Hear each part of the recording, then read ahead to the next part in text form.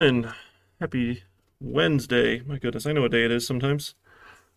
Sorry getting started late. My little guy decided to be adventurous and I'm assuming tumble off of his little toy chest thing right as I was about to leave.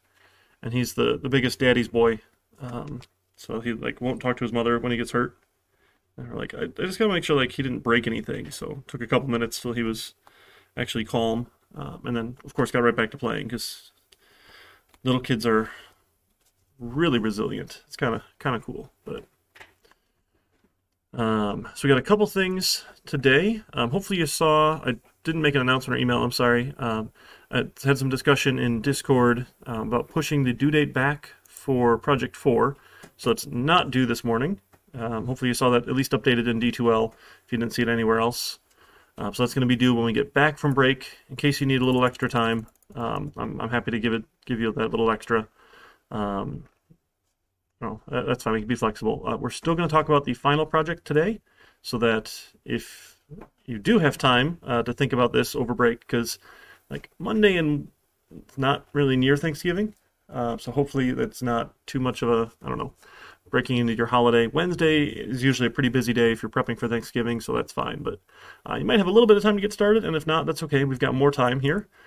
Again, I know you probably have finals in other classes this week here. So if you need to push this one out a little bit further, I get that. Ideally I like everyone to finish it early, but because we are the last finals day, thanks to Monday classes, if you need to push this a little bit later, that's okay. So we're going to have this today. We're going to have all of next week after Thanksgiving and the week after that to work on the final project, and then even more time. So I'm planning, I'll talk pretty much all of today on getting started with JavaFX, just the basics, so you can get an idea of how JavaFX and graphical user interface applications work. And then on 11:29, we'll finish up other examples for some basics JavaFX out of like chapter 17. And then we'll spend December 1st and 6th or so looking at additional cool things that aren't in the book, some supplemental stuff. Possibly the 8th, we'll see how long that takes us. But each of those days will have some time to work on that project as well. So you've got time after class. I'm not going to take the whole 2-hour block. So you've got a little bit of time you can set aside to work on it here in class. And again, ideally, we're going to work in pairs on this. Generally, I require it, but we're still kind of in the middle of a global pandemic, which Michigan is now the worst state in the nation in terms of positive cases per 100,000 people. I mean, as per any people, right, as a percentage of population, that's kind of depressing. So yeah, I won't make you work in pairs if you don't want to. Although we've got all the collaboration tools, like we could do it remotely and you never even have to like touch anybody or get close to them. But again, that's an option. Generally, when you work in pairs, there's additional work involved in collaborating and coordinating and all this back and forth in meetings, so that you're still doing about the same amount of work that you would be doing if you did the project individually. So everyone does the same project, whether or not you pair up with somebody or you do it individually. I should just turn my laptop like this way. I can like look at you. We've only got one person here in class today, so I'm not going to be like cranking my head all the time. So I do like to like make eye contact with people as much as I like Twitch. I don't know, the what I heard about Zoom is like no one wants to turn their cameras on, and I was actually impressed. OCC had a pretty good stand on not requiring it, because we looked at it as an idea of it being an invasion of privacy in the middle of a pandemic. Like, who knows what kind of space you had for learning, and I thought that was really good, because other organizations and places I was at went the opposite direction. They're like, you must have cameras on or we're going to punish you, and that just felt really gross. I was not a fan of that.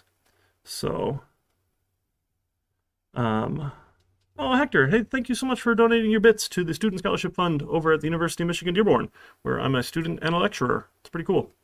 So thanks for that. And Mo, if you need help finding a partner, let me know. Happy to help try and coordinate that. Yeah, generally, I can put a forum here in D2L if you'd like. That way you're only going to see other students register for the course. If you're not comfortable trying to find somebody on Discord, I get that. That's fine. And actually, it's the same project as the Tuesday night class, but the problem is they have the due date of the 14th. But if you do want to pair up with somebody from the Tuesday night class, that's an option as well, if you want to kind of increase that candidate pool of potential partners.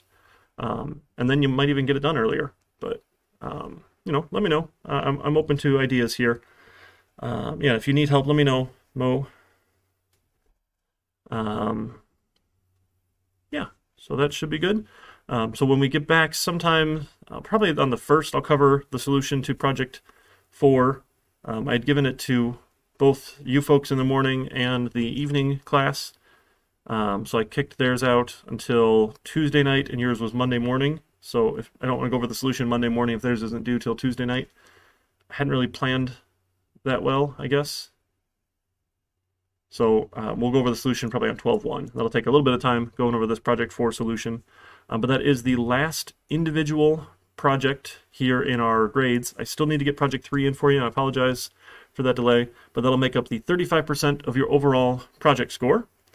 We'll do one last quiz once we finish up talking about JavaFX, and then that'll wrap up the 10% of the quizzes score.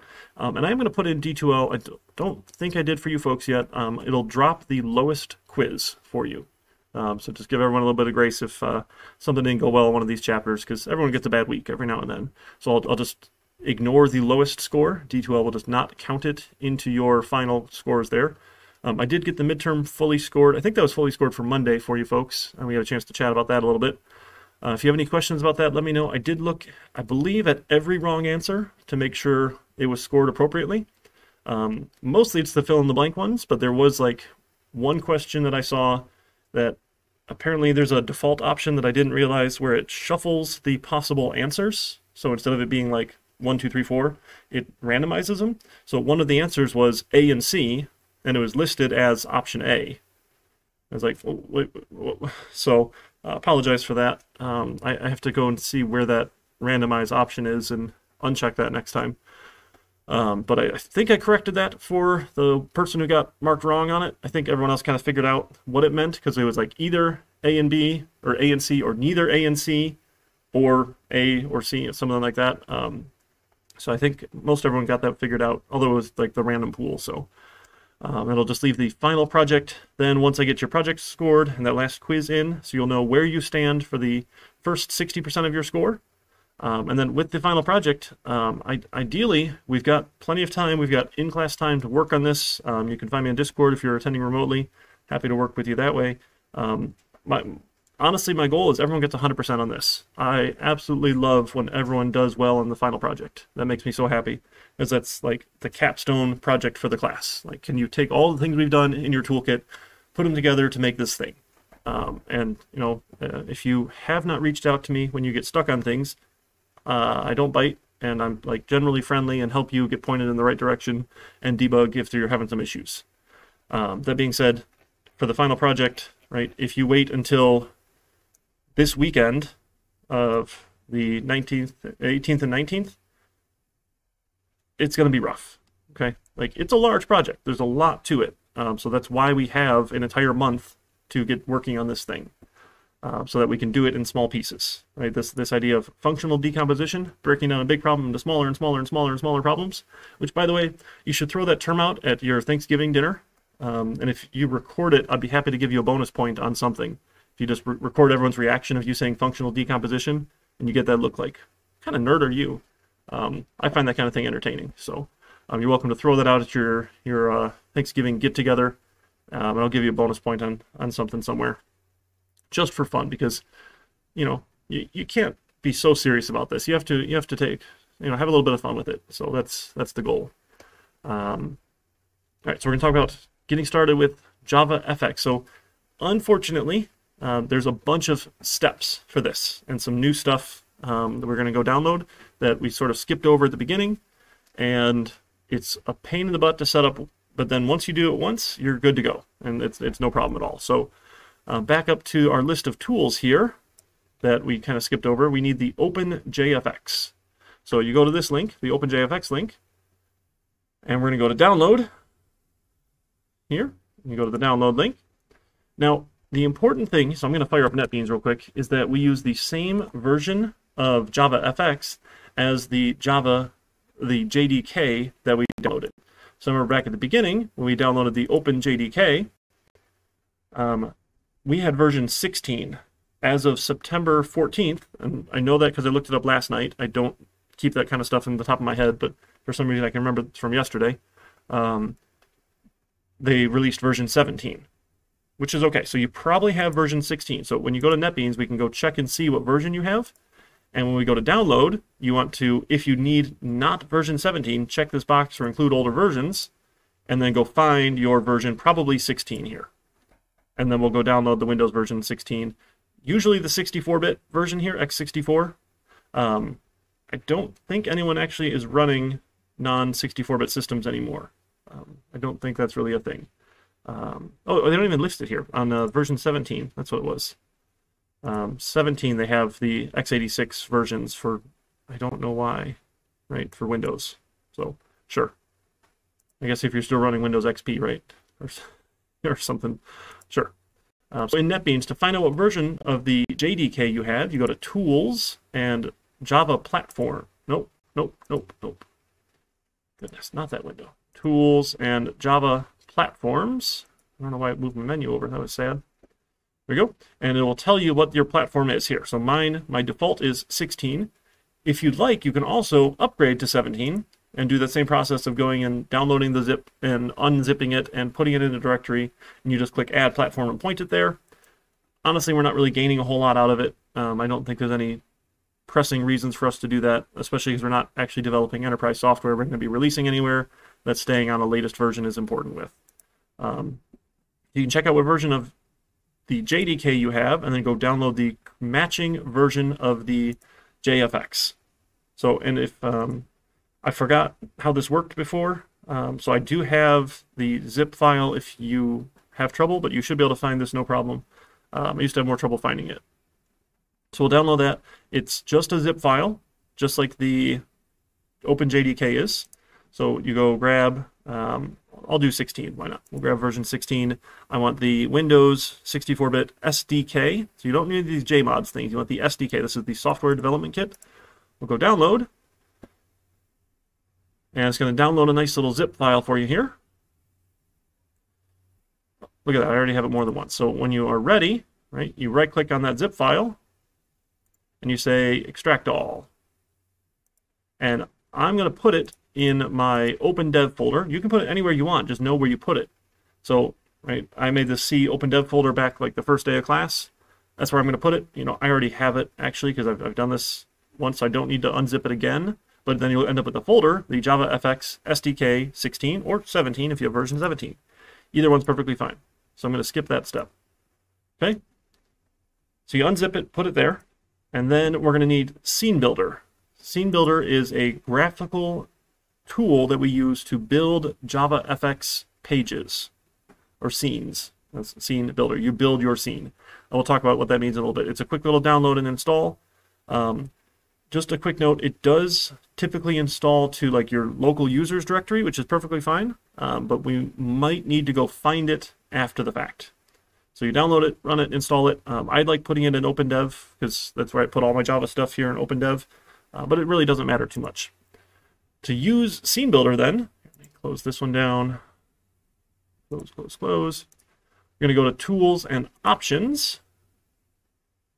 You go to the Java section here, and you go to JavaFX, and you can tell it where Scene Builder is installed if it doesn't already know. So sometimes it's smart enough and picks it up automatically because it looks in certain places. If it doesn't, right, you can just go browse and go find where Scene Builder is installed, and you're good to go. So that will set up the Scene Builder link there. So once we have the Java Open JFX SDK unzipped, and we have Scene Builder installed, we need to do the next step. So now we're going to go back to this Tools menu and go to Libraries. I'm sorry, it is tedious, but you just come back to the video where I can help you with it. Not too big of a deal here. You're going to do New Library, and I'm going to call it the Open JFX, and I made mine 16, but I think I already have, JFX, there we go, JFX 16. I think I already have one, yeah, named 16, so I'm just going to call it 16.2. Oh, 2, sure. You probably don't already have one, but I've done this more than once and haven't deleted everything. So give it a name like OpenJFX and the version number. The version number is usually pretty helpful to have in there. We'll say OK. And then it's going to be empty here. So we want to be adding jars. A jar is just essentially a zip file with a bunch of Java classes inside of it, all the class files. It's a way of packaging Java applications. That's a fun thing you can look at another time. So I'm just going to go find that OpenDev folder. See OpenDev, find the JavaFX SDK with your version number. Go into that folder, double click, please. There we go. Go into the lib directory for libraries. Lib. There we go. And you want to grab everything that's a jar file. So you can either control click them individually or like click the first one, shift click to the last one, however you want to do it. Don't grab the source.zip. We don't need that part. But just grab all those jar files. There should be the 8 of them there. You'll say add jars. And now it adds all 8 of those jar files to a single library. This really just makes life easier for us so we can import a library one time rather than importing 8 jars individually. You're welcome to do it either way, but I think this is a little easier. So we set up the library, and then we add the jars to it, and we say OK. Now that's ready for us to use when we actually do our JavaFX project. Now we're going to go File and New Project. And the first thing we want to do is we want to go to JavaFX and pick a JavaFX application. Yours is probably all grayed out because we haven't done this before, and it's going to say, hey, do you want to install some plugins? Yes, we want to download and install the plugins.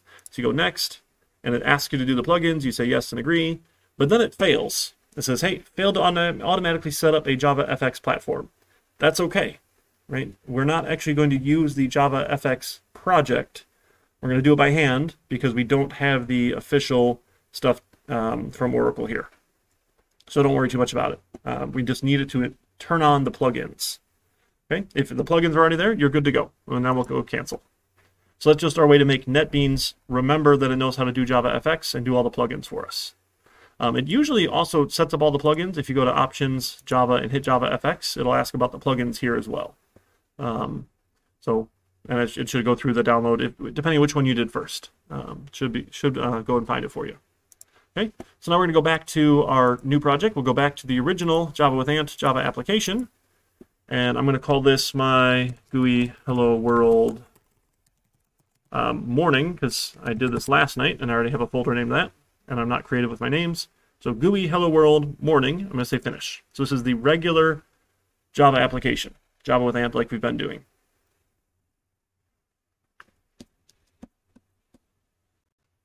Right, and then we have to do a couple things. So honestly, I just keep a little cheat sheet here with my projects, and I copy paste this in every time I start a new project because it tells me what to do so I don't forget. Makes life a little easier for me. So I'm going to go to my first project here, source, go here. So I have like a couple comments. So I'm just going to grab this whole line, this whole block here out of my main method, and I'm going to paste it into the main method in my new class here. Here's my main method. I'm going to paste it in. And it tells me what to do. It says right-click libraries in the project, add the OpenJFX 17 or 16, whatever version is your version, right? So I'm going to open up the project over here on the left and go to this libraries view, right-click and add a library. And I'm going to go find my OpenJFX. So I added the 16.2 or use any of my previous ones. Sure, that's all fine. So it adds the library, and then you'll see in here all of those jars get added with one click, right? You're allowed to add things jar by jar, but if you add the library, it adds all 8 for you. So we've essentially saved a little bit of time here. Okay, so we added the library. Then we're going to right-click the project, go to the Run section, and add this line below to the VM options box. So I'm going to copy this line here, this dash dash add modules javafx.controls, javafx.fxml. Right-click the project, go to Properties.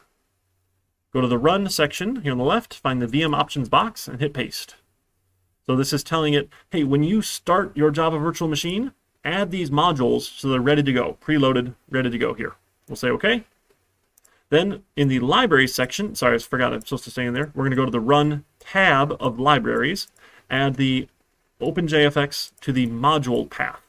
So back in the Properties, of the project, go to the Libraries section, go to the Run tab, go to the module path, hit Add Library. We're going to add that OpenJFX again.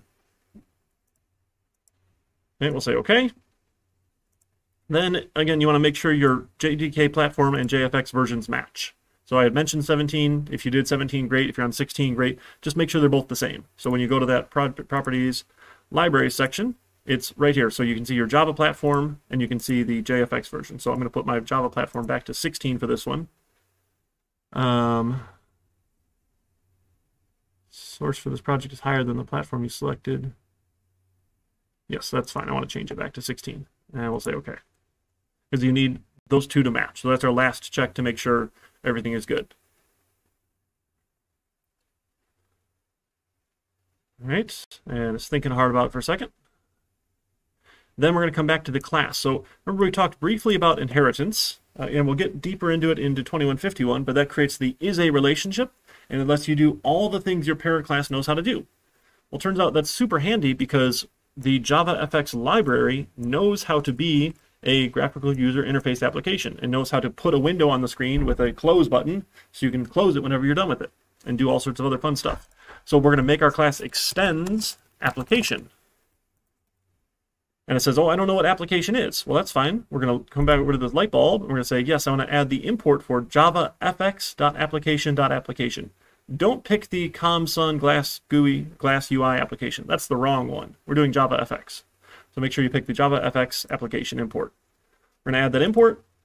It makes this one happy, but now it says, oh, hey, we don't override the abstract method start. So that means our parent class has a method start that we need to add. So click the light bulb and say implement all the abstract methods. It gives you a start here that we need, but it throws an exception. We're going to get rid of that exception. Forget that because we are actually going to do this thing. Now, again, I'm a big fan of copy paste, so I'm going to come back here and grab these 5 lines here, or actually 6 with the comment. It's helpful. Come back and paste it into start. And it says, okay, change the name of your Fxml file to match. We'll get to that in just a second. But a couple more red things light up, so that's fine. Click the light bulbs and add the imports. Click the light bulb, add the imports. Always for the JavaFX stuff.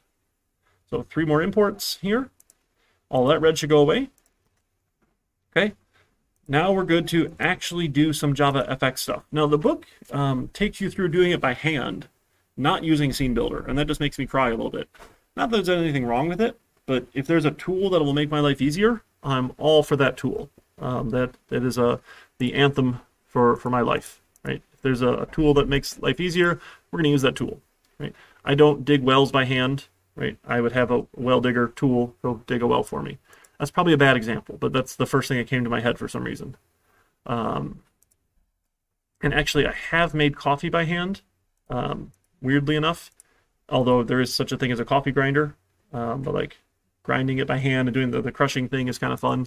I had a chance when I was in Ethiopia to do their coffee ceremony, and it's like this whole process of doing everything deliberately, and it's really fun. You roast the beans, and then you grind them yourself, and then you make some coffee, and it's delicious. Occasionally chunky, but still delicious. So now we're going to go and add our Fxml file. So Fxml is just the Java version of an XML file made for JavaFX. So XML is extensible markup language. It's just a way of formatting documents. If you've done any HTML work before, that's all some sort of markup. It's the hypertext markup language. XML looks almost the same same sort of idea here. So we open things and then we close those tags is how that all works. So I'm going to come to my project here in the package. I'm going to right click and say new. You probably don't have this in your list already, empty Fxml. So you're going to go to other the first time and you're going to go to the JavaFX section. You want to add an empty Fxml file. I'll say great, let me add an empty file. Let's give it a name. So the name in the code you copy pasted is looking for example.fxml. You're welcome to name it anything you want, but if you just call it example, then it will find it automatically with no other changes. If you do change it, you just need to change this line here to not say example.fxml, but to say the name that you gave it. So we'll click on next. Now, this is the important step. We need to make sure we check this box. We want to use a Java controller, which is fantastic. Just take all the defaults. It should be perfectly fine. It takes the name of the file, adds the word controller after to it. puts it in the same package. Life is good. We go next. We're not going to use cascading style sheets. We'll talk about them in 2151 as a way of making our JavaFX applications prettier, but it's just styling. That's all it is. And we'll finish. Okay, so then we get this controller code. So all this code gets auto-generated for us. And the idea with the controller is this is the code that tells Java what to do when someone interacts with our graphical user interface application.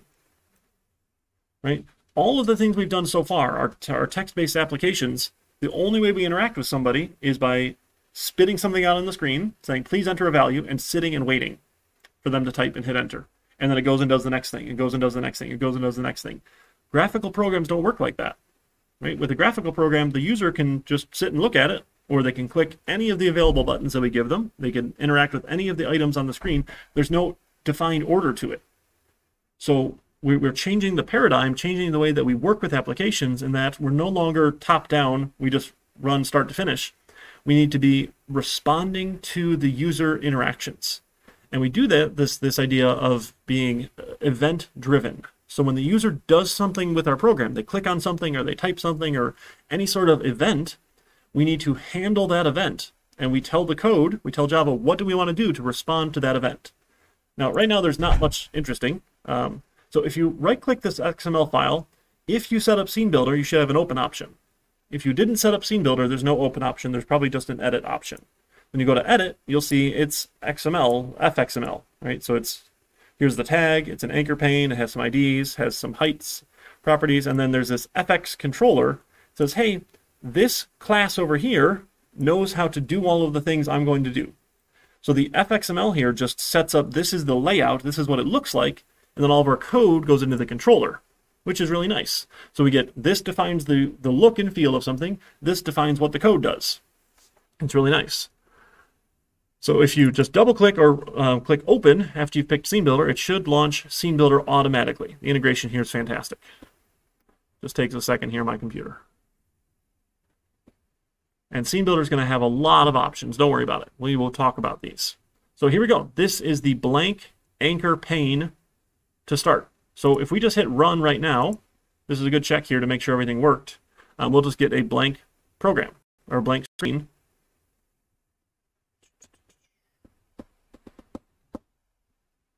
You'll notice there's a title. It says GUI, GUI, GUI, because I think that's funny.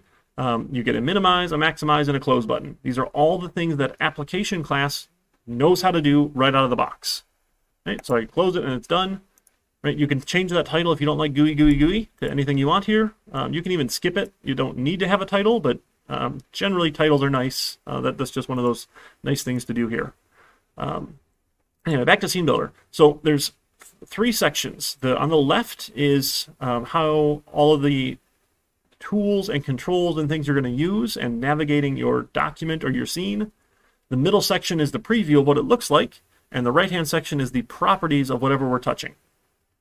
So most of what we're going to do today is going to start in controls. We'll get to containers on Monday next week, or 2 weeks from Monday. No, a week from Monday, because we're off all of next week for Thanksgiving. So I want a button. I'm going to take this button, I'm just going to click and drag and put it anywhere I want on the screen. Now, notice sometimes red lines show up. Those are just like helpful alignment lines. So like this is the middle here horizontally.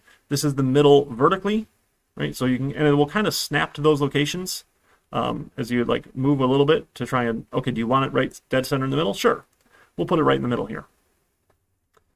Once that button's there, now all these properties light up. So the properties of button, there's a ton of them here. The most common we're going to use is the text property. So what text do we want the button to show? Right now it says button, so I'm going to change it to say click me. Now you don't see it changing as you type, but like as soon as you click out of that box, then you'll see it update. Now it says click me. So I've got a little click me button. Okay. Then we need to go to this code section down below. So we're going to expand the code section. So properties is all about like the look and feel of it. There's layout options we're not even going to touch. We might get into that in the supplemental weeks. In the code section here, we can do two things. The first, you can give it an ID. If you want to refer to this thing in your code, it must have an ID. So everything we're going to reference in code will have an ID. Our button never needs to change in the code. So we don't need to give it an ID. if you want to, we can. We can just call it button. Button, sure. We'll give it an ID. Then the important piece here is these are all of the action handlers. So what we're going to do, on action is our default action. It will, when you click the button, will do the thing. There's all sorts of other fun ones, like, hey, if you want to put the mouse over it, or if you press a key, or if you drag it, there's some other touch ones. They got some fun swipe actions that are, sure. It's made to be responsive on lots of different platforms, but generally our default action here is like just when you click it. So I'm going to go to this on action. Now what this is going to do for us is it's going to map to the name of a method that is called in that controller class. So we have to give it the name of a method. That means it must be letters to start with, and it must have no spaces, right, and no funky characters. You can use the underscore in places, but we'll generally follow our regular name convention. So I'm going to say this is my button click. Okay, so we give it the name of the method that we want to have here. Now I'm going to go down in my controls and I'm going to grab a label. So labels are used, I can spell or alphabetize. A label is used for displaying text. This is how we put text on the screen here. And I'm just going to drag this, we'll go like over here maybe. And now I'm going to go to the properties of label, and I don't actually want it to have any text to start. So I'm just going to empty out all of its text. And for fun, I'm going to change the font because I'm a big fan of Comic Sans, and I want to make this thing larger. So we'll go to font. Maybe we'll go to font. There we go. Come on, font. I'm going to change this to Comic Sans. And let's crank it up here to like 34, sure. Okay, so now we've got a large, you notice it's empty right now because there's no text in it. That's fine. Now I'm going to go back to this code section, and we need to give it an ID. So I'm going to call this my label. Okay, so it has an ID so I can refer to it in code. I don't need any event handling. You can add event handling to labels. Most people don't know to click on labels though. Like buttons are things we're used to clicking. Usually you add your event handlers to buttons. If you like click on a label and it does something, you're probably going to be confused. So just, we want to make things easy for our users. Now the super important thing here is we save. By default, Scene Builder doesn't save for you. So if we go back to NetBeans and we look at this Fxml file, it's just the anchor pane because we haven't saved our changes yet. So either go File Save or Control-S Save, and you'll get this little blue bar, hey, changes saved. That's super important. Now if I go back to NetBeans, the file has some stuff in it. Like, hey, there's a button and there's a label. The label has a font, and these are all things you can do by hand, and the book talks you through doing by hand for reasons.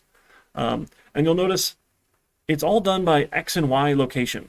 So this button says, hey, it's at 274x188y. The funny thing is we're not in math land. So 0, 0 is the top left. The top left pixel is 0, 0. And as you start going to the right, that increases your x value. And as you start going down, that increases your y value. Right? So if we wanted to move the button around, we can move the button around. We'll throw it up here for fun. And save. Make sure you save. And now we'll see, oh, now it's at 6130. Right? If it gets all the way to that top corner, it'll be 0, 0. So you can put it anywhere, right? But this makes it easier for you to click and drag, and you can see what's happening rather than doing it by hand, by code, and not even knowing what it looks like, which is super confusing. Okay? Then the next piece here, this is where the magic happens. I'm going to right-click my file. I'm going to say Make Controller. Notice it's actually yelling at me right now. It says, hey, this on-action button click, handler method not found. There is no method that exists right now, but if you right-click and say Make Controller, it does the magic, and your controller file gets updated. Anything that has this @fxml tag was added because it found it in the fxml file. So it added the button, we called button, added the label, we called label, and it added a method called button click that deals with this action event. Right? We're responding, we need to handle this event and do something with it. So what we're going to do in our button click method is we're going to take our label, and we're going to say label dot, and we're going to see all the cool things you can do with label. Tons and tons and tons of things we can do with label. We don't care about almost all of these. What we care about is setting text. Set text. There we go. So set text here. And I want to say hello world. So when I click the button, how I'm going to respond to that, sorry, that's my dentist appointment reminder, is I'm going to change the text of the label to be hello world. Let's give it a run. Notice I haven't actually done anything with button, right? We don't use the button itself. We're not changing the button properties. but the button has an event handler that we're going to use. So when I hit run, I get my page, I'll see a button. I won't see the label because it has no API version. What? Oh, 17, sure. Because I think I changed my version around, but it still works. So I see my button. I don't see the label because it has no text. But as soon as I say click me, I get the label has some text now in its lovely Comic Sans glory. So actually, by the way, I do use this on purpose because of all of the preloaded fonts. It tends to be one of the more dyslexic-friendly fonts. And my daughter deals with dyslexia. So I've just gotten into the habit of doing everything in Comic Sans. It's not the best font for people with dyslexia, but it's one of the better built-in ones. Because not all of the letters and things are perfectly symmetrical. So like the D's and B's are ever so slightly different, makes it a little bit easier to tell those apart. That's our program. So hello world, again, I can click the button as many times as I want, but because the text already says hello world, nothing changes. Let's have a little more fun with it. I'm going to go back to my controller. So instead, I'm going to make a string variable for, we'll say the current text is my label.getText. Right, set and gets, that's pretty common when we deal with classes. So I can get the current text, and then I'm going to take the current text, and I'm going to add to it, plus equals. I'm going to add hello world, and I have to add my own new lines here, because life is hard. So I'm going to add hello world with a new line to whatever it currently was, and then I will set the text to the current text that I've just modified. You could do all this in one line if you wanted, right? You could get text, add this, throw all that inside set text. Nobody cares, right? One line versus three, sure. It doesn't matter. As long as you can read it and understand what it's doing, great. You don't get any prizes for having less code, though. Or prizes for more code, either. Okay, we'll go ahead and run. Now every time I click the button, we should get an additional hello world, hello world, hello world, hello world. Click me, hello world, hello world, hello world, on and on and on. Notice it just kind of like keeps on going here. And because this is an application, you can resize it here, and you can like maximize and do all sorts of fun things because the base class that we derived from knows how to do that sort of thing. We don't have to reinvent the wheel. I just keep on going. Eventually it'll fall off the screen because it's just going to keep on showing. There's no scroll bar. We're not that fancy yet or anything, so eventually we just lose it. But that's fine. We get hello world, and we can start adding over and over and over to it. Great. So you'll notice this controller is a class itself. There is no constructor method. Generally, we don't add constructors to controllers. There's an initialize method that happens. So generally, you'd want to use initialize for anything that is constructor-like, because these don't exist until initialize is done. So if you want to interact with them, you have to wait until initialize is done, essentially. But this is code all by itself. You can add additional things that are not in the Fxml if we want to track other things. And that's what we're going to look at in 2 weeks after Thanksgiving break. We'll look at doing some other fun stuff with it.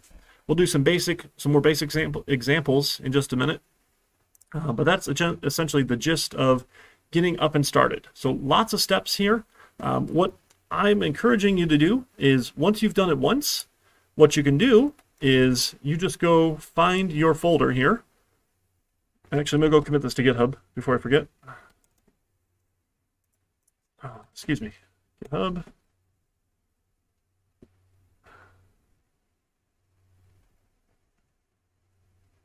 $1,500. Here's our morning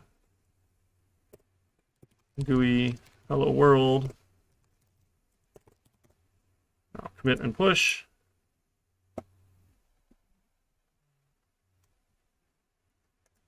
All right, so if you go to repository and show an explorer, it'll open up wherever this is.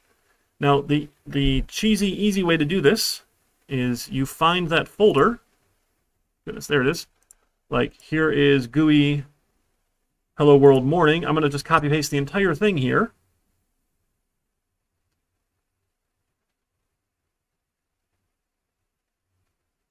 And I'm going to rename it. So this will be, how about, come on, rename. More GUI examples morning. So I just renamed the folder here. Then in NetBeans, I'm going to go File, Open Project. And I'm going to go find that folder here. So I'm going to find more GUI examples in the morning, say Open Project. Now the downside is I have two projects with the same project name. So you got to be careful. If you just hover over the name of the project, it'll show you the path. It's really small on this screen here, but this is GUI Hello World Morning. And this one here is More GUI Examples Morning. So I'm going to rename this one. This is what I want to rename. So I'm going to right click and rename. We're going to say this is More GUI Examples Morning. And then you can even check the also rename the project folder, but it already exists. So like I already did that part. Don't necessarily need to do that. An anonymous cheerer. Oh my goodness. Someone's having fun. Thank you so much. Look at that. All the bits. Well, isn't that fun? Oh, they're popping across the screen, little ghosties. That's fun. Thank you for donating your bits to the Student Scholarship Fund over the University of Michigan Dearborn. Thank you so much. So now we have this More GUI Examples Morning here. You can rename the package if you want. Probably not all that important. I would recommend you rename the Fxml file, because this one here, when you open it in Scene Builder, you won't know the difference. Like in Scene Builder, it says, hey, this is example Fxml. So I'm going to right-click rename this one here, example Fxml. No, not delete, not delete. Right-click rename. Here we go, rename. So this is More GUI Examples. It renames it. Now the only piece it doesn't do automatically is right here. We have to change the name of it here, right? So we're not loading example Fxml. We're going to load More GUI examples.fxml. Okay, and I'll give that a save. That's all we need to change, right? So you don't need to re-add any of the libraries. You don't need to change any of the properties because we copied the project itself. That's the easy way. If you want to make a new project, you can go through the 5 steps. It's not too terrible, right? Just essentially you copy paste and follow the directions. It's not the worst thing in the world, but once you've done it once, you can just copy paste and go from there. And if we give it a run, it should work. If we renamed everything right. That warning's fine. That's just our version here again. Cool, it was good. So if you try and run it and it doesn't work, right? If you like typoed, if I said, hey, More GUI example instead of examples, and I try and run it here, we're going to get an exception. And it says, this big, ugly, ugly, ugly thing here. But essentially the error is down here. Where is it? Where does it tell us where that error is? It's like in the middle of this. I always get confused trying to find it. Exception in start. Launcher. Aha, here. This location is required is not the best error here, but it means we can't find. Oh, here we go. The start GUI Hello World Morning Java line 28 is where this one started from. So line 28 is where we're trying to load the GUI example.fxml. We don't have this. So the error there is not great, but buried in there, in that error, you'll see that, where's my output? It was from this start method at this line.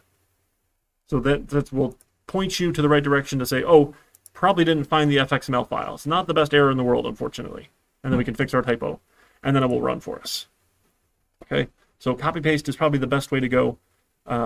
Now, you can't copy-paste mine because unless you named the libraries exactly the same, it's going to be upset with you. So you have to do the steps on your own the first time, and then you can go from there. Okay, so go through it, get the little hello world working, and then you can start copy-pasting your project is where we can go from.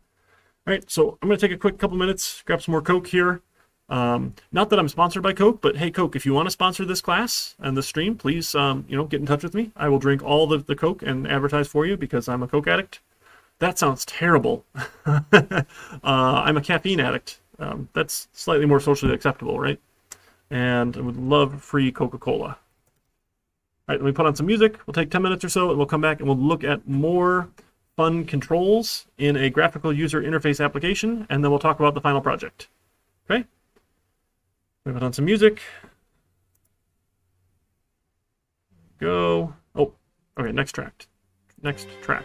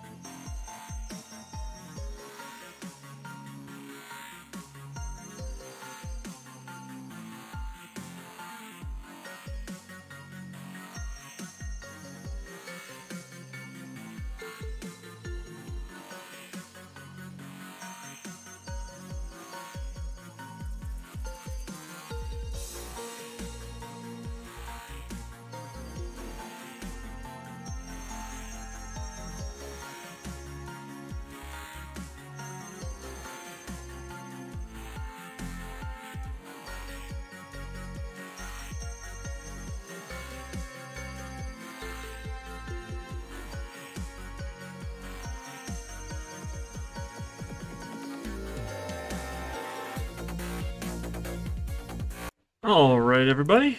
I think we're good here. Just kind of fade that out a little, right? There we go. All right, we're going to look at a couple more examples here with JavaFX stuff, look at some basic controls, and then we'll talk about the final project, and we'll call it a day. Then we'll go have a good Thanksgiving break, do nothing for a week, and then come back next week. I think that's the goal. Although, ideally, I'll get caught up on grading those project 3s while we got no class time. So definitely we'll get caught up by then. So I got a couple more to grade. Sorry about that. All right, so we're going to look at some other interesting controls. So I'm going to open up my more GUI examples Fxml file and open it up in Scene Builder. Now we're actually going to build a little basic application here. Let's do something a little bit more interesting. See if we can get that open. So far we've looked at buttons for interacting with the user. Now I'm going to go back to my label here. So on this far left view, you get this document view. It's really hard to find where the label is to just click on it, right? If I just click around the screen to go and, like, I can find the button, but the label is really hard to remember where it was. But in this view, you can find any element in the view, in the scene, and you can go and set it here. So if you give it some text, then you can go and click and drag it around. You can move that label anywhere you want it then. I'm going to put it like down here or so, and I'm going to change the font a little bit. We don't need it quite so large. I'm going to go down to like 20 something. There.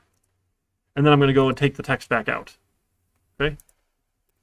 I'll take my button. I'm going to drag this guy down a little bit here. Sure. And this will be, we're going to calculate some stuff here, right? So calculate. Okay? That's my calculate button. Now, to get the user to give me some input, what we're going to take advantage of is our text fields. Text field is a text box. It's a box they can type text in. There's two handy properties. The first is prompt text is real handy because it will show them text, and then when they go to it, it'll clear out when they start typing. If you set the text property, they have to go and delete what's in it and then enter their own stuff. So generally prompt text is more useful. But again, people tend to get confused really easily, and as soon as they start typing, the prompt goes away. So if it's anything more complex than like a one-word thing, generally what I'll do is I'll just take another label here, and I will label my text box. So we'll put this in here, and we'll put, how about enter your hours worked this week. And you see it got a little long. That's fine. I'm just going to drag this one over then. Great. So now I have a label and a text box. Now, the text box, if I want to interact with this in code, needs an ID. So I'll go to my code section, and I want to give it a name. This will be my hours worked text box. Now, some people think it's silly to put text box in the name because it's a text box object. I get confused really easy, so I name it all like that just because I'm confused easily. So there's no magic that says it has to be named text box because it is a text box or text field, right? That's just what I like to do. And I'm going to grab another label here. We'll grab this one here, and we'll grab another text field. Text field, and I'll grab this one in. We'll put it over here. And we'll call this one the wage text box. And we'll have this label say the properties here. Change the text to be enter your hourly wage. So we'll enter how much they make per hour and how many hours they worked, and we can calculate how much money they make that week. Okay, so we're going to give it a save. Make sure you save. Then we come back here, and the magic needs to happen. We're going to right-click the Fxml file and say Make Controller. Make Controller now adds all the things it needs, right? So it added two more text fields here. We still have the button click. We don't need to do this version anymore. We're going to do a different thing now. But how the magic happens, just if you're curious, or I guess if you want to use a different tool, if you go to View, you click on Show Sample Controller Skeleton. It will give you all of the things defined in the XML as a controller class, right? And you can copy it, you can save it as a Java file, you can do all sorts of fun stuff with it. From here, it essentially takes this and compares it with what is there and makes it match. So you should be good to go. Renaming things can cause a little bit of trouble. because in your code, it's not necessarily going to know to go rename the right things. So just be careful to give good names the first time, and you should be fine. You can rename things. It's not the hardest thing in the world, but it can be a little bit obnoxious. Generally, it'll work, but occasionally it just gets really confused. All right, so what we're going to do now is I need to get the text out of the hours worked and wages here. And I need to work with them as numbers, right? So I have a double value. We'll call this hours worked is going to be equal to double.parseDouble. So we're not dealing with keyboard input anymore. Now I'm going to take that hours worked text box and I'm going to call get text. So it'll get the text, whatever's typed into it, and it will hand it to double.parseDouble to try and turn it into a double. Now, this could crash, right? So we know we don't want to crash. I'm going to put it in a try block. And then we can catch, I think it's a number format exception. Number format exception, I want to say.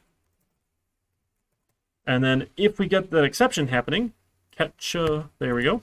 We'll take our label and we'll set text. Now, before we could just like print exception. When you call set text, it's like, I don't know what to do with an exception. That's not a string. So what we have to do is we have to say my exception.toString explicitly. Essentially, the print line command was implicitly doing this toString for us. It said, oh, sure, anything you give me, I'll just turn it into a string.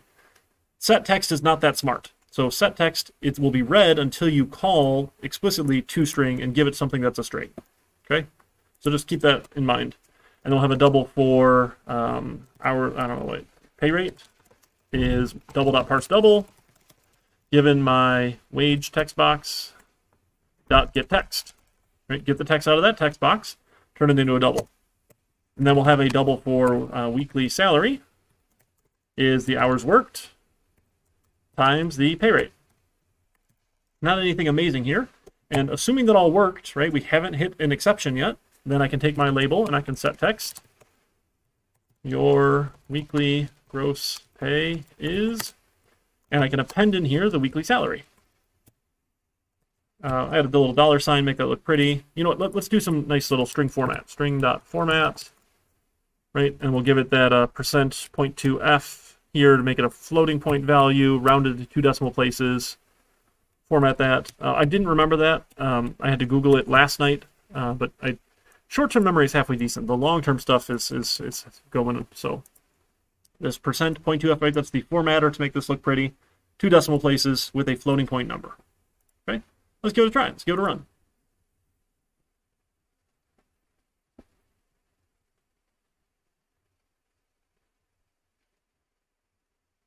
All right. So what?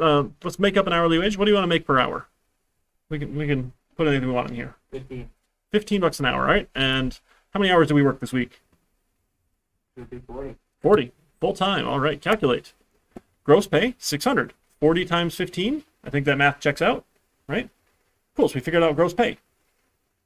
Now, we could do more interesting things with this now too, right? So we can calculate if there's any overtime in our controller. So before we do this, we need to see if my hours worked is greater than 40, right? Then what I need to do is I need to add to, so actually I'm going to calculate the original salary first. Then if it's more than 40, I'm going to take my weekly salary, I'm going to add to it my hours worked minus 40 to get what's over and above the 40, what's overtime here. And we're going to multiply that by my pay rate times 1.5, because we've already paid you the original rate for every hour. You're getting an additional 0.5 here. You're getting half of that extra hourly rate in addition to the original, right? So if it's more than 40, we'll add to it here.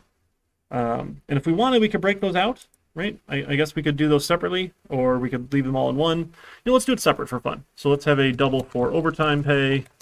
We'll start off at 0 here. And if we work more than 40, we'll list the overtime pay. So then we'll, excuse me. So instead of setting the text here, I'm going to have a string for the result. We'll start it off as this. Our weekly salary. And then let's keep on adding to result. Result plus equals. And then I can just set the text to the result string that I'm creating here. So we'll take the result plus equals string.format. You know what, here, let's be, I don't know, we want to add that in. If we did overtime, we can do that. So let's take this one up here, put it inside of here, and then if we have overtime pay, we can do all that in here. Overtime pay equals that, and then we can take our result, we can add to it string.format. You made, I don't know, 0.2f additional in overtime pay, and then we can format in the overtime pay, and it needs a semicolon. There we go. And there, we can just set the result. So if there's overtime, we'll add that. If there's not, great. Maybe we even want to add like a total line then. Result plus equals string.format. Total pay is %.2f. I don't know. You can make this any way you want here. Add our $sign. Weekly pay plus overtime pay. Weekly salary plus overtime pay.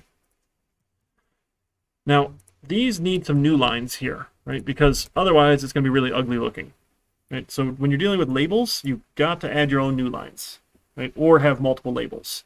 That's another option too. Let's see if this works for us.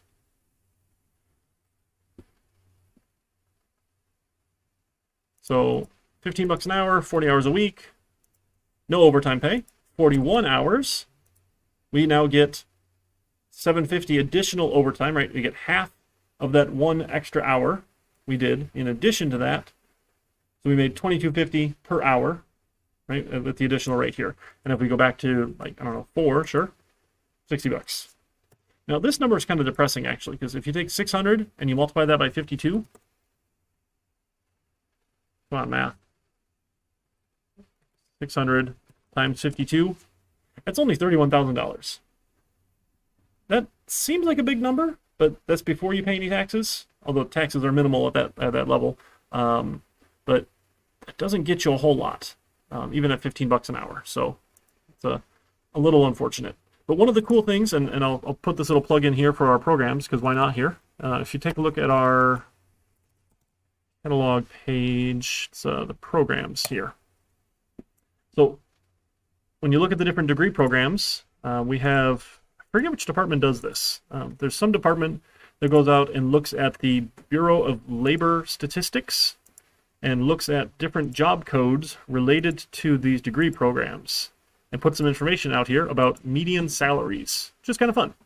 So our 4 degree programs: Business Systems Analysis, Cybersecurity, Information Technology Support, and Software Engineering. Okay, our first one, Business Systems Analysis, right, that gives you a couple different job types, job titles, that sort of thing. And if you look down here, according to the Bureau of Labor Statistics, for a computer systems analysis role, median pay in 2020 was $93,000 per year. Now, median here is not average. Right? Median is the middle amount. So if you have 100 people, if you rank them in order, it's what the 50th person is making. Right? It's not an average here where we add them all together, divide by 100. So what that means is people who have been working for 40 years are hopefully going to be at the higher end of salary, and the people who are just starting off are going to be at the lower end of salary. So it doesn't show you with how many years experience needed, but it's the middle of the road, so you can probably figure 20 years. I think is a decent estimate, perhaps. I don't know if that's accurate, but we'll go with that. Maybe slightly less, right? Because generally you peak around age 40 or so in your career, and then you kind of stay at that level. So that's Business Systems Analysis, Cybersecurity. We said, these sorts of jobs here average 99 in 2019. I guess they don't update this every year, which is weird. The other ones were 2020. But 99,000. So this is probably over now, because generally wages go up every year thanks to inflation.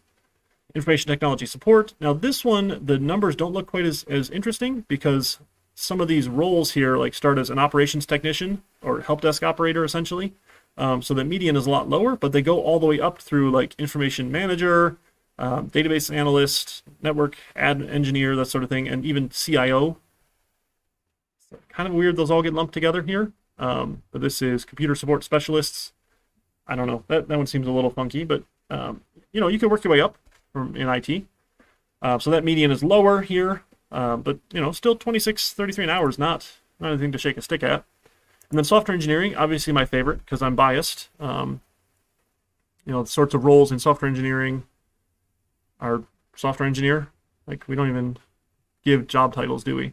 That's funny. It's just software developers. It looks like the BLS code for this one. Median 110 per year. And again, this is median, and the, oh my goodness, I didn't want the BLS site, but sure.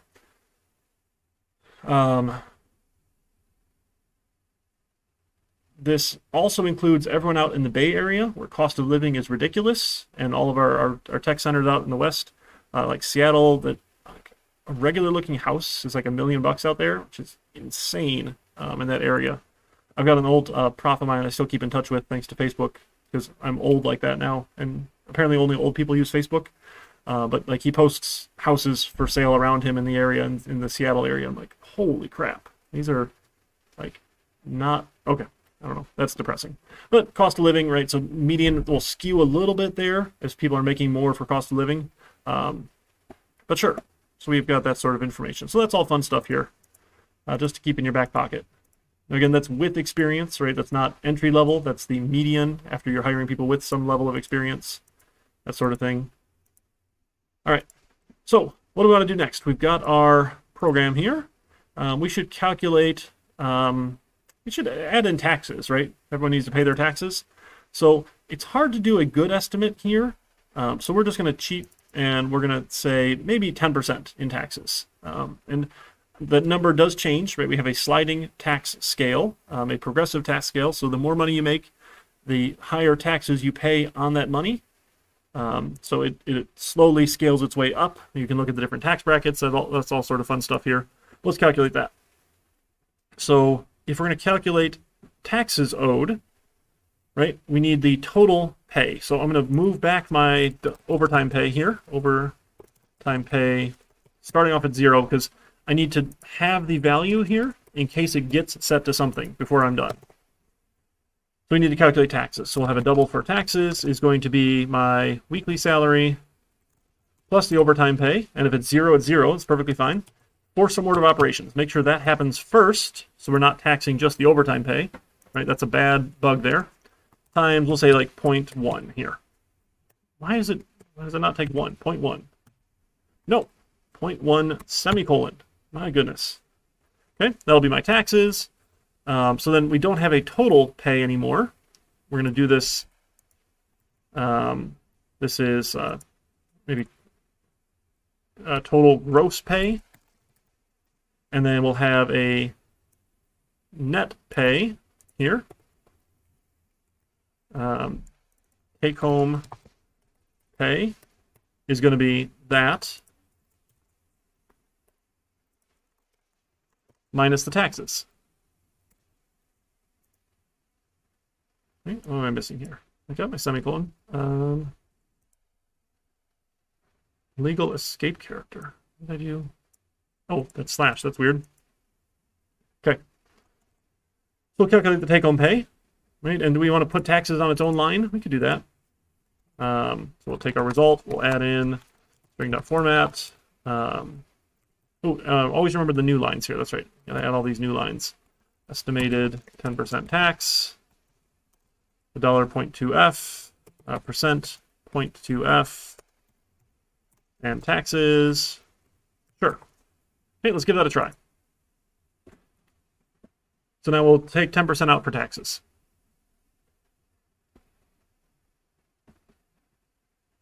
Okay, so $15 an hour, 40 hours a week. Calculate.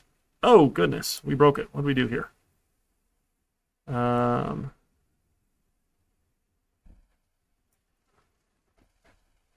These are awful to find here. Okay, parse. Here we go. Conversion mismatch, flag, fail, format, at, here we go. Okay, all the way at the bottom, 48. 0.2f given taxes. Why? Oh, 10, this percent sign here is the problem. We did just a percent nothing. So what do we need to do? We have to escape that? So we have to do? How do we do that in a format? Goodness. I don't know. Let's just Google it because I don't remember. String format, include, percent sign. How to escape a string. Ah, 2 of them. Okay. So percent. Look at that. It was even telling me, and I didn't even, like, it was underlined here. I was like, why is it underlined? That was why. Malformed format string, flags don't match. Okay. I didn't pay attention to that warning. So percent, we ought to get our percent sign out and not crash. Give that a try.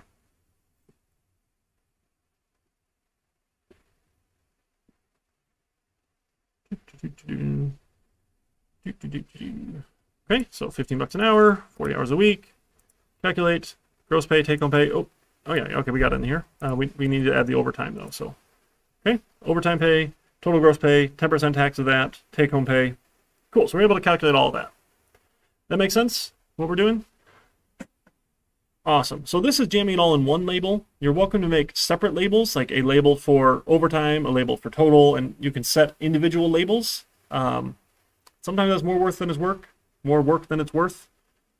Need more coffee. Other times it's fine. So just some options there. When we come back Monday after Thanksgiving, we'll look more at these containers, look at some other examples here, but I want to start talking about the final project because we are almost out of time here. So let me do this. I need to go to the other class and hit copy paste. Give me just a second.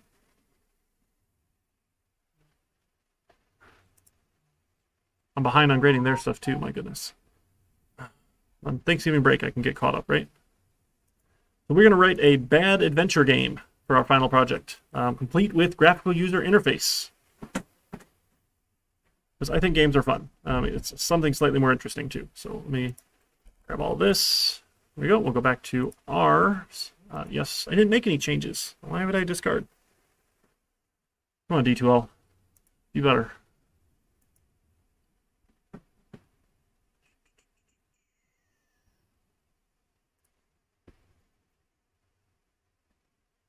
All right, final project.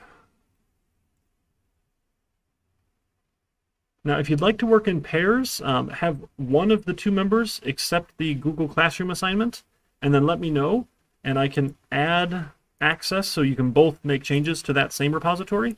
It's going to take a little bit of coordination to make sure you're not both changing the same file at the same time. But essentially, before you start, you click this fetch button to make sure that if your partner made any changes, you go and grab those changes first, then you go make your changes. If you don't do it in the right order, it can get confused. It's really hard to lose stuff once you have a commit, but it's possible to screw things up, and it takes a little bit of sorting out sometimes. Okay, let's commit and push. We got that. So this is our final project. Bad adventure game.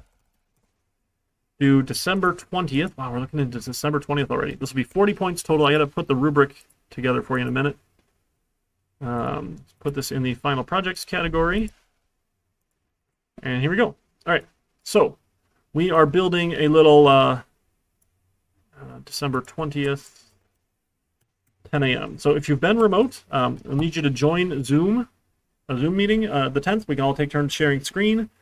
So to play our game, essentially you'll just demonstrate that all of the things on the rubric can work in your game.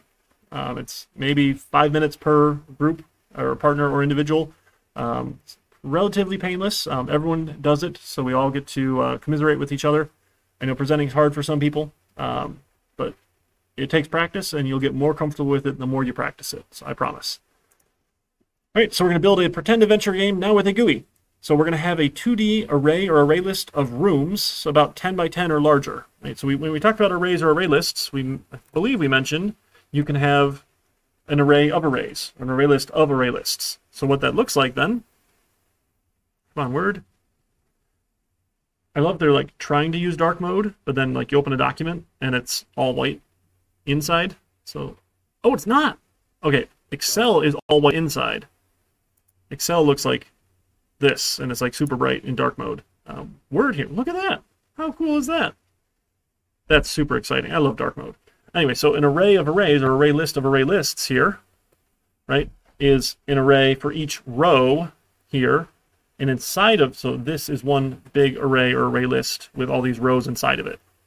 Okay, so this is row 0. This is row index 1, row index 2.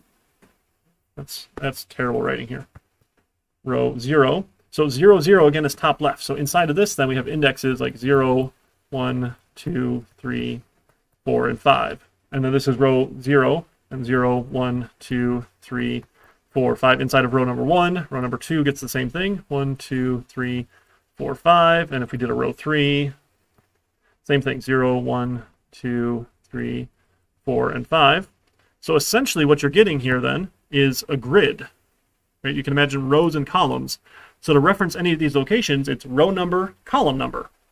So this one over here is 3, 5. It'd be my grid, index of 3, index of 5.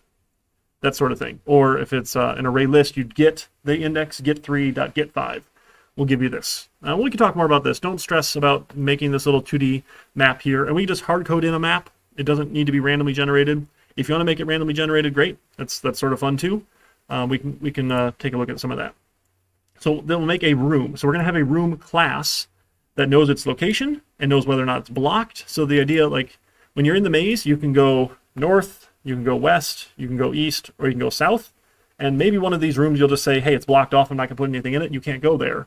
So if their room is blocked, don't let them go east. If they're at the bottom here, if they're at the last row, don't let them go south because there is no south to go. Right? We're essentially building this little grid for them to navigate around in the game. And we're going to drop them in to start at 0, 0, and they can only go east and south, essentially. And they get to navigate around this map. So the idea is they just want to collect as much gold as they can.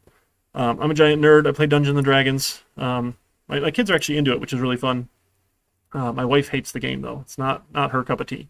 There's going to be an NPC, a non-player character, possibly in that room, and then an amount of gold that you can find inside of that room. Our player characters, as a class here, we're going to have hit points. We're going to start with 20 hit points. If you run out of hit points, you die. Game over. You're going to have strength, dexterity, and intelligence. So we're going to have 3 different statistics here that will determine other things in the game. And now 3 rolls of a 6-sided die means you're going to pick a random number 1 to 6 3 times and add them together. So the possible values are between 3 and 18. That does not mean a random number between 3 and 18. Right? The statistics and the odds are different of rolling a 6-sided die 3 times and adding it together than picking a random number within that range. Right? Take the stats class. I don't need to prove that to you right now. And players will also track the amount of gold that they have. So the idea is we want to have the most gold to win the game. There's no real winning, but that's fine. So in a room, we're going to have a 1 in 2 chance of encountering an NPC to fight or run away from. If there's no NPC, or if we've killed it, we can search the room for gold, or we can sleep in the room. Our non-player characters, these NPCs, will have hit points between 1 and 6. So they're puny compared to us. Right? We should be able to beat them up pretty easily. And then whatever that 1 through 6 number is, multiply it by 2 to get their strength, dexterity, and intelligence. So like a 1 hit point monster is 2 strength, 2 dexterity, 2 intelligence. If you'd rather do it differently with other random values, that's cool too. Totally up to you. I'm very open to this being adapted to whatever you think might be more interesting, as long as you're keeping this basic framework. So if you want to tweak any of these numbers, perfectly open to that, but it needs to have the same general form. So when we look at the rubric in a little while, I'll show you. You still have to hit all these things here, but you're welcome to change these values if you want to make it different. When you search the room, you'll essentially roll a 20-sided die, pick a random number 1 to 20. If you get a value that's less than your intelligence score, you find the gold in the room. So the higher your intelligence is, the more chances you have to get less than that value. Right? You'll pick some random amount of gold in the code, set that in the room. Right? The room class will track that. So when you make a room, you can pick a random value for it. Great. It'll have, okay, this one has 23 pieces of gold, that sort of thing. And we'll add that to our player's gold stash. Okay? When you fight a monster or an NPC, you roll your 20-sided die, pick a random number 1 to 20. If you get greater than their dexterity value, we hit. So monsters are generally pretty easy to hit. Like if their dexterity is 2 or 4 or 6 or 8 or 10 or 12, all you need to do is get higher than that value. So 50% chance to hit all the monsters with 5 hit points and less. It's not so bad to hit these. Then if you do hit, they take your strength divided by 3 damage. You reduce the NPC's hit points by that value. Whatever your strength is, divided by 3 as an integer. Right? We don't need to do doubles or anything. Reduce their hit points. And then if they're still alive, meaning they have more than 0 hit points, they get a chance to attack us. Same rules, but in reverse. Right? So they have to get greater than our dexterity on a 20-sided die, or 1 to 20. And then we're going to say there's a minimum of 1 damage, because the monster with a 1 hit point with 2 strength would never deal any damage. So we're going to say minimum of 1 for the damage here.